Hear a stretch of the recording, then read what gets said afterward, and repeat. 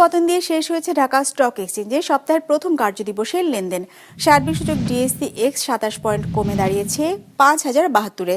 বেচাকেনা হয়েছে 526 কোটি টাকার। লেনদেনে অংশ নেওয়া প্রতিষ্ঠানগুলোর মধ্যে দর বেড়েছে 107টির, কমেছে 225টির, আর অপরিবর্তিত আছে 60টির দর। এবার বাজার নিয়ে বিশ্লেষণ শুনবো ব্র্যাক-ইপিএল স্টক ব্রোকারেজের। আজ ডিএসইএক্স ইন্ডেক্স ক্লোজ হয়েছে 5072.14 পয়েন্ট, যা গত বৃহস্পতিবার থেকে 27.47 পয়েন্টস কম।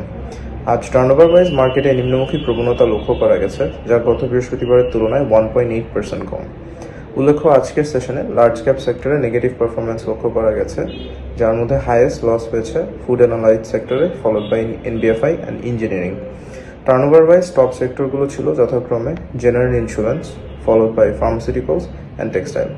আজকে সর্বাধিক ট্রেডেড স্টকগুলো হলো Asiatic laboratories limited, Sonali paper and board mills limited, Anwar galvanising limited.